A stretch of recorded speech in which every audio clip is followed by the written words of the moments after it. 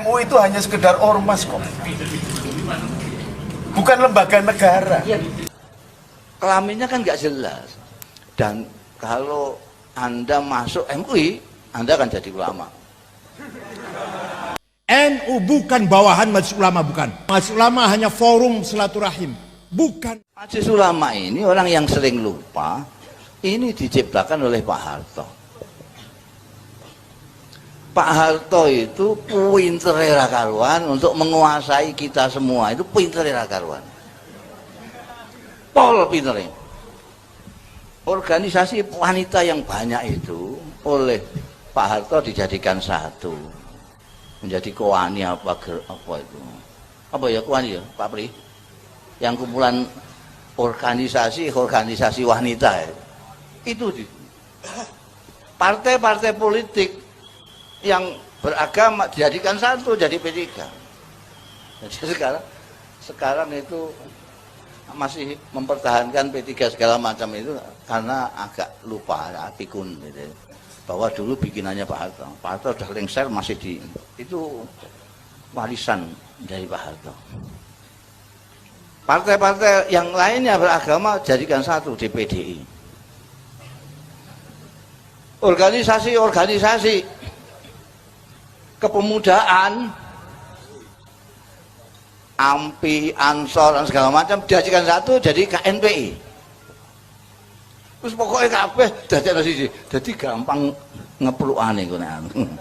Wis ora usah mara ning gone NU ning P3-ne ae, aja nganti ana wong NU-ne. Sudah selesai. KNPI iki aja nanti dadi ketuane kok Ansor, wis. MUI ya ngono, MUI itu kelompok dari PGI terus apa jenenge ngasale gitu. PGI ada sendiri, apa jenenge? Ada sendiri itu yang agama agama Nasrani itu ada sendiri di kelompoknya dadi siji, sing Islam itu dadi NU Muhammadiyah persis sak wite dadekno siji ning gone MUI. Pekerjaannya golekno Pak Harto dalil. Iki dalile piye kalah ta ora ngono. Kalau dulu Bung Karno itu tanyanya sama Menteri Agama, Pak Harto tanyanya sama MUI. Meskipun nanti outputnya sama. Jadi ada dalil itu yang lucu. Jadi metal apa? Berubah apa jadi metamorfosa? Iya, berubah. Zaman Bung Karno itu jadi dalil revolusi. Begitu Pak Harto jadi dalil pembangunan. Karena itu maknanya ini mau dari Menteri Agama ini beda-beda tuh maknanya. Ini maknanya anu Pak.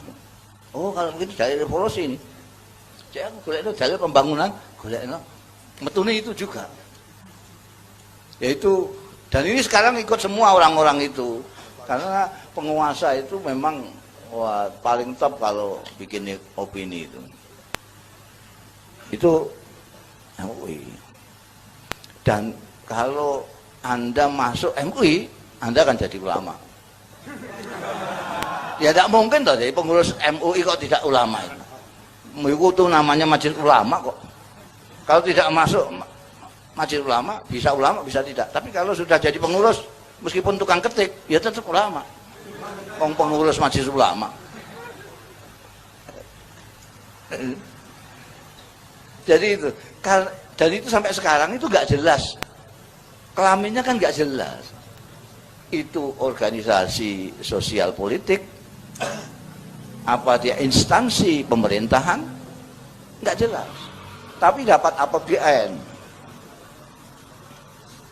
Nah itu Indonesia.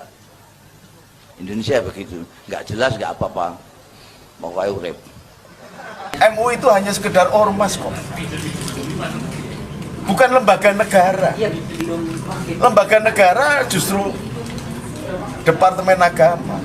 Fatwa agama harusnya dikeluarkan oleh Departemen Agama sebagai fatwa resmi pemerintah, bukan oleh ormas-ormas.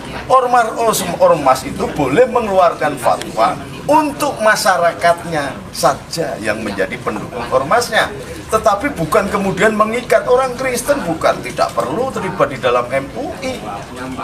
Orang Katolik, orang Hindu, Buddha nggak ada kaitannya dengan fatwa MUI, dan itu bukan kemudian menjadi komando masif yang kemudian setelah muncul fatwa MUI itu dianggap sebagai sebuah undang-undang dan kemudian ditegakkan dengan melakukan sweeping. Berarti MUI menjadi biangnya dan sumber negara di dalam negara, tentara di dalam tentara, polisi di dalam polisi.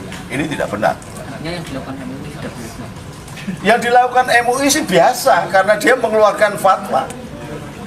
Yang jadi persoalan ada ormas ikutannya yang kemudian mengaplikasikan fatwa itu, memaksa melakukan coercion, pemaksaan kepada umat lain yang sesungguhnya tidak dalam kawasan MUI. Ini yang tidak benar. Nah, kalau MUI menyetujui, berarti MUI memang sengaja membuka koridor untuk memunculkan tentara-tentara partikelir yang kemudian menjadi subsidiar, itu menjadi negara di dalam negara. Nah, MUI harus sadar itu, nggak boleh.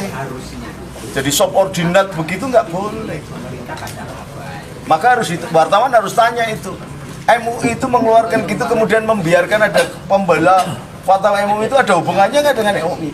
Kalau ada, berarti MUI harus dicurigai bahwa dia akan melakukan makar dan menganggap pemerintahan ini sudah lumpuh, tidak mampu menata dengan hukum yang benar, sehingga diperlukan fatwa-fatwa MUI untuk menegakkan kehidupan berbangsa. Nah, kalau ini terjadi, berarti dia tidak loyal dengan pemerintah Indonesia. Kalau tidak loyal, itu sudah bisa dikenakan hukum bugot, memberontak, atau sekurang-kurangnya mendidik bangsa yang lain karena MUI memiliki kekuatan fatwa, dianggap sebagai pembenaran fatwanya para ulama, maka diikuti oleh orang-orang yang lain yang tidak mudeng agama, maka melahirkan satu gerakan yang anarkis yang membahayakan, dan MUI harus menyadari itu. Gus, apakah relevan kalau seandainya kemudian MUI dibubarkan saja? Saya tidak pada posisi MUI mau dibubarkan apa enggak. Persoalannya sampean berani apa enggak membubarkan. Bukan dari saya. Kalau sampean berani, ayo. Kalau sampean cuma mancing-mancing saya toh, saya ngurusi santri di wis bingung bangun masjid rada dadi. Sekjen Majelis Ulama meminta saya mencabut ungkapan saya kemarin itu, bahwa kalau bukan itu salah semua. Saya atau NU bukan bawahan Majelis Ulama. NU bukan bawahan Majelis Ulama, bukan. Nggak ada hak perintah-perintah saya. Majelis Ulama hanya forum silaturahim, bukan induknya NU, bukan. Paham betul? Sekali-kali kayak saya gitu loh, nekat.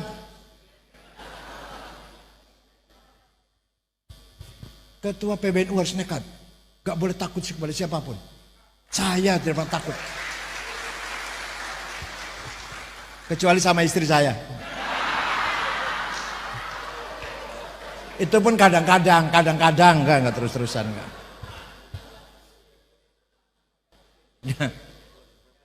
Baca Quran yang benar, bitajwid. Harus dengan tahu tajwid baca Qurannya, yatlu alim ayati. Ya, harus paham izhar, idgham, iqlab, ikhfa, qalqalah, mad lazim, mad jaiz.